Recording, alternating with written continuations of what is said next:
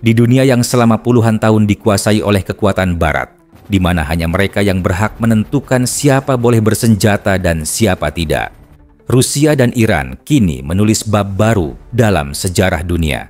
Bab yang tidak lagi bisa dikendalikan oleh Washington, Tel Aviv, atau Brussels. Meskipun sanksi PBB kembali diberlakukan, Moskow berdiri tegak. Menlu Sergei Lavrov menyatakan dengan tegas, "Kami tidak memiliki batasan apapun dalam kerjasama militer dengan Iran." Pernyataan itu mengguncang Barat, karena untuk pertama kalinya dalam dekade terakhir, Rusia menantang aturan yang hanya menguntungkan satu pihak, yakni mereka yang selama ini mengklaim diri sebagai penjaga perdamaian dunia. Padahal mereka sendirilah yang menyalakan perang di mana-mana. Of 24th of November, including the need to agree on the level of the enrichment Iran would continue to have. Pernyataan Lavrov bukan sekadar diplomasi. Itu adalah tembakan simbolik yang menandai berakhirnya era dominasi hukum versi Barat.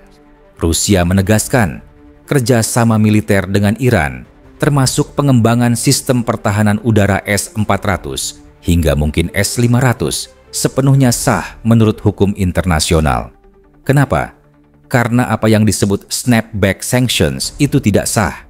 Bagaimana mungkin negara-negara Eropa yang justru mengkhianati perjanjian nuklir Iran 2015, JCPOA, sekarang seenaknya memaksa dunia kembali mematuhi peraturan yang mereka langgar sendiri? Rusia dan Cina menolak logika palsu itu. Bagi Moskow, hukum internasional bukanlah alat politik.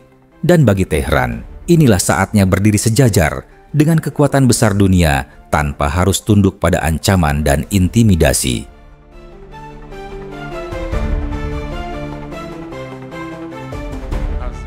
Kerjasama Rusia-Iran kini mencapai titik tertinggi.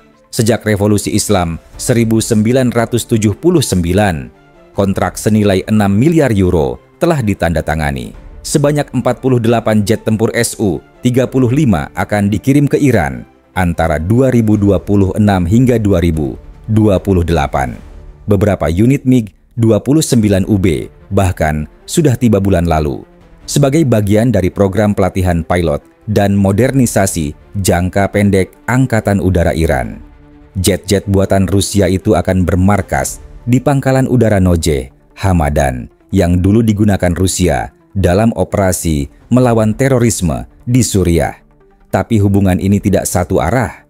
Iran sudah menjadi pemasok penting bagi Moskow melalui drone Shahed 131, Shahed 136, dan Shahed 238. Senjata murah, mematikan, dan efektif yang telah mengubah wajah perang di Ukraina. Sebagai gantinya, Rusia membantu Iran memperkuat kemampuan satelit pengintai, sistem radar, dan navigasi rudal, membuat rudal seperti Fateh 110 dan Khaybar Shekan jauh lebih presisi. Inilah simbiosis dua kekuatan. Keteguhan Persia berpadu dengan presisi Rusia.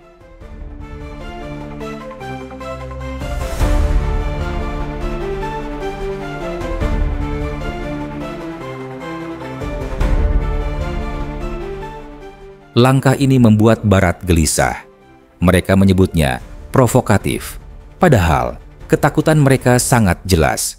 Mereka tidak lagi bisa mengontrol Timur Tengah. Israel, yang selama bertahun-tahun bebas menyerang wilayah tetangganya, kini menghadapi kenyataan baru. Iran yang dulu dianggap lemah, kini berubah menjadi poros pertahanan regional. Didukung penuh oleh teknologi Rusia yang teruji di medan perang. Sementara itu, Washington dan Brussels hanya bisa mengeluarkan ancaman diplomatik karena mereka tahu sanksi ekonomi sudah tak lagi menakutkan bagi Moskow maupun Teheran. Keduanya sudah membangun sistem keuangan dan rantai pasok militer sendiri dengan mitra-mitra baru dari timur, termasuk Tiongkok.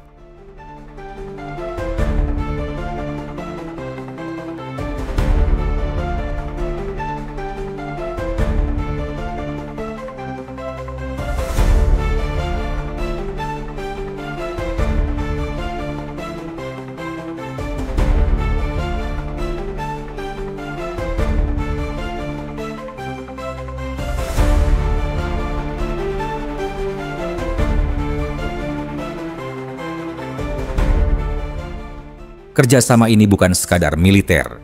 Ini adalah simbol lahirnya dunia multipolar baru. Rusia, Iran, dan Tiongkok kini membentuk sumbu kekuatan yang menolak dominasi tunggal Barat. Ketiganya aktif dalam latihan gabungan angkatan laut di Teluk Oman, bertukar teknologi radar, sistem komunikasi, dan strategi pertahanan udara. Bagi Barat, ini seperti mimpi buruk yang menjadi nyata. Bagi dunia Timur, ini adalah kebangkitan. Kebangkitan dari dekade panjang, di mana kekuatan mereka selalu dibatasi oleh aturan internasional yang dibuat sepihak.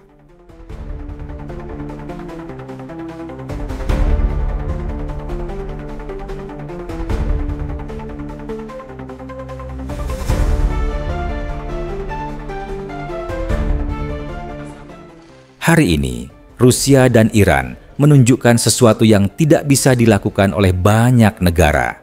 Mereka menolak tunduk.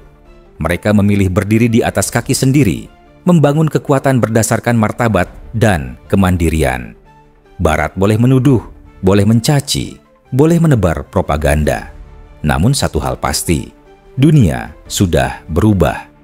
Dan perubahan itu kini berpusat bukan di Washington, bukan di Brussel, melainkan di Moskow dan Teheran. Karena di tengah sanksi, ancaman, dan tekanan, dua bangsa ini justru menjadi simbol perlawanan dan kemandirian sejati.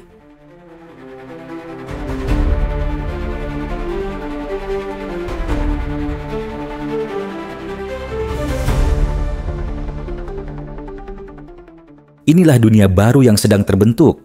Poros Timur semakin kokoh. Dan bagi mereka yang dulu menertawakan Rusia dan Iran, mungkin inilah waktunya untuk mulai merasa gentar. Jangan lupa tinggalkan pendapatmu di kolom komentar. Apakah dunia multipolar ini adalah ancaman atau justru harapan baru bagi keadilan global? Semua visual dan rekonstruksi dalam video ini dibuat untuk kepentingan dokumenter dan edukatif. Sebagian gambar merupakan hasil simulasi AI dan rekonstruksi digital untuk membantu visualisasi peristiwa. Video ini tidak bermaksud menyebarkan kebencian, propaganda, atau berpihak pada kelompok manapun. Tujuannya semata untuk memberikan analisis geopolitik secara independen, rasional, dan informatif.